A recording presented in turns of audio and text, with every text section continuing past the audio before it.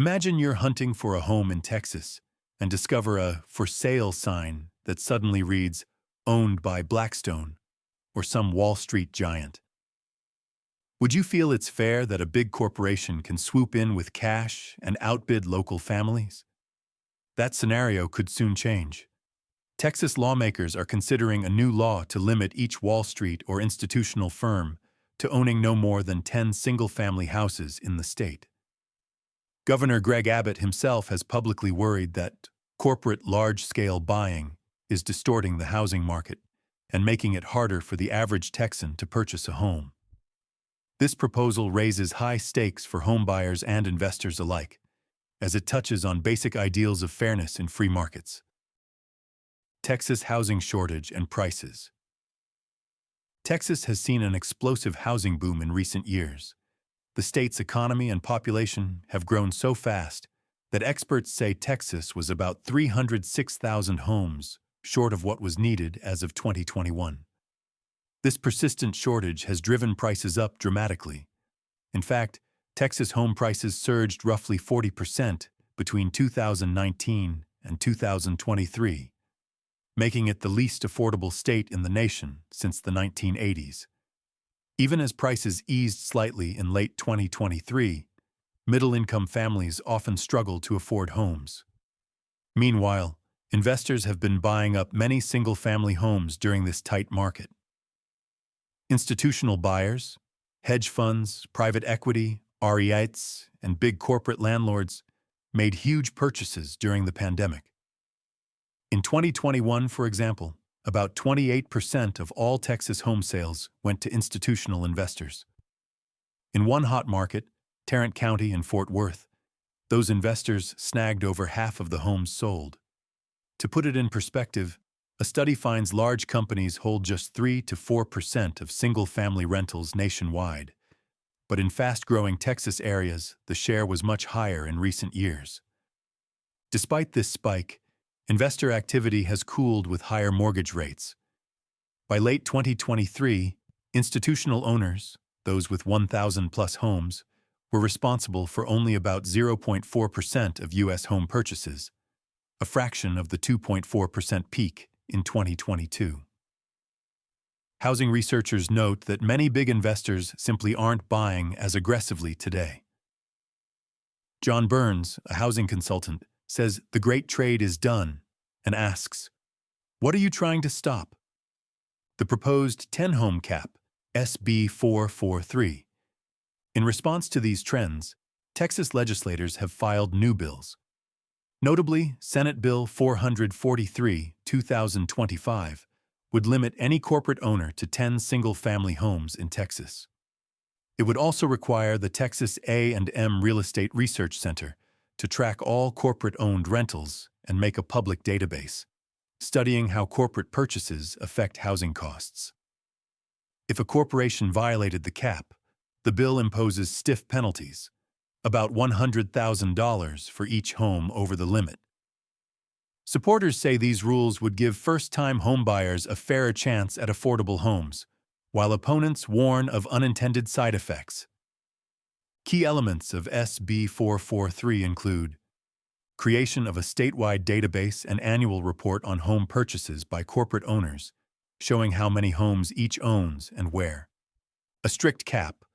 No corporate entity, including REITs, hedge funds, LLCs, etc., may hold more than 10 single-family residences for rent. Penalties for violations. Corporations over the limit face a $100,000 fine per extra home. Certain exceptions are built in, such as exemptions for nonprofit housing, agencies, group homes, etc., much like the federal rules for foreigners owning U.S. farmland. Governor Abbott has endorsed the general idea of tackling this issue. In March 2024, he urged lawmakers to consider it, writing online that while he strongly supports free markets, large-scale corporate buying has distorted the market and should be addressed to protect Texas families. Last year, he vetoed a simpler reporting bill, SB 1979, because he wanted tax cuts first, but the new proposals build on the same concerns. As of early 2025, SB 443 and a companion House bill have been introduced and are under review in legislative committees. Why supporters back the cap? Proponents of the cap argue it will help curb rapidly rising home prices and give ordinary buyers a better shot. During a recent U.S. Senate hearing, Massachusetts Senator Elizabeth Warren quoted data showing big investors moved in and they bought a whopping 28% of all homes in Texas in 2021. Advocates like Texas Democrats point out that these Wall Street-backed buyers often pay cash and can outbid young families. By capping how many homes any firm can own, they say, the Texas law would limit financial pressure on neighborhoods and free up more houses for individuals saving for a mortgage. Supporters also note that in past buyouts, institutional owners sometimes left homes vacant or converted neighborhoods into long-term rentals, which can change community character. Senator Warren, who grew up in Oklahoma, warned that a small number of investment firms now control hundreds of thousands of U.S. homes, and she asked, "What has it done for the housing market?"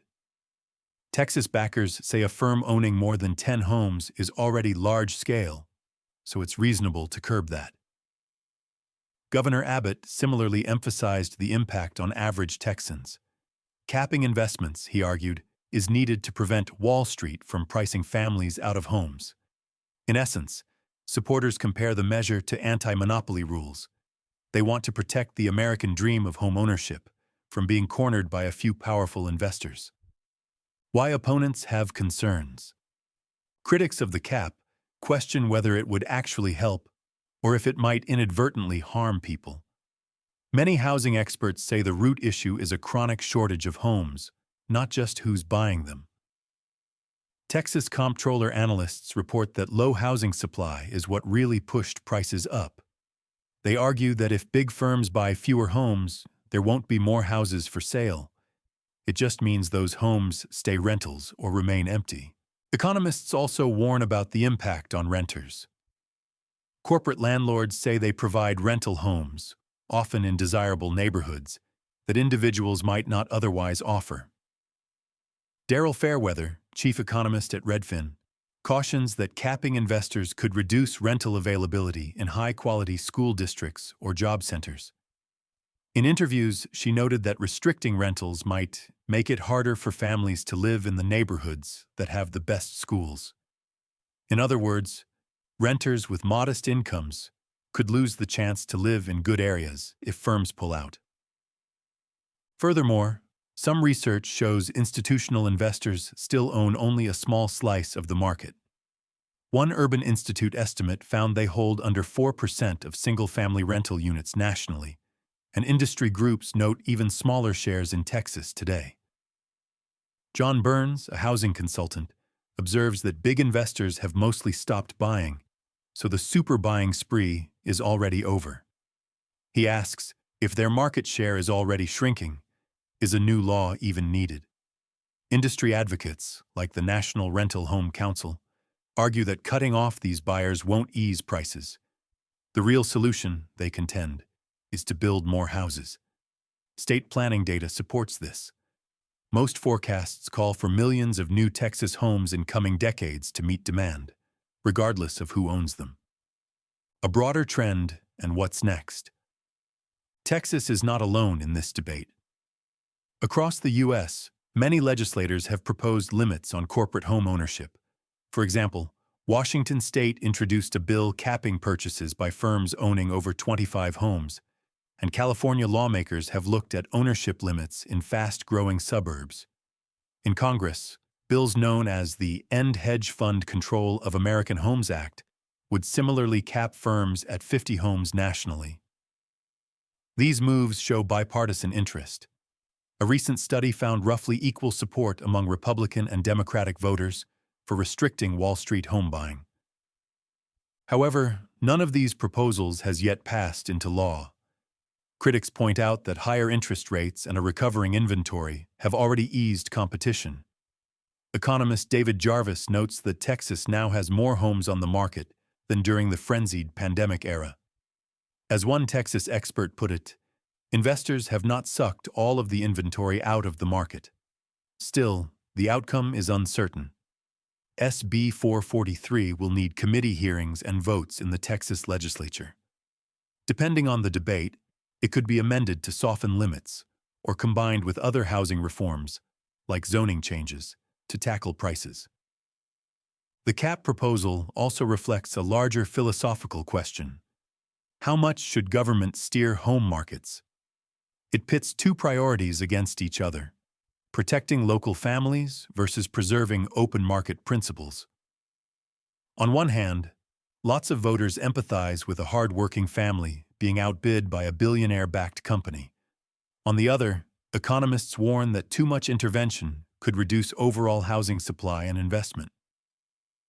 Republicans and Democrats alike face pressure from constituencies on both sides. Texas has flirted with other housing fixes too, such as allowing smaller homes on smaller lots, that aim to increase supply. Time will tell whether capping Wall Street's footprint is seen as a critical solution or a mistargeted Band-Aid. In summary, Texas's debate over limiting institutional home ownership combines urgent housing affordability, concerns with complex market dynamics. The proposed 10-home cap in SB 443 represents a bold attempt to tilt the market in favor of small buyers. Whether it will help or hinder requires weighing expert analyses and real-world data. For now, the proposal is one of several big ideas under consideration this legislative session. Ordinary Texans will be watching closely, since the final decision could reshape how future generations attain the dream of owning a home. Disclaimer: this video is for informational purposes only and does not constitute financial or investment advice.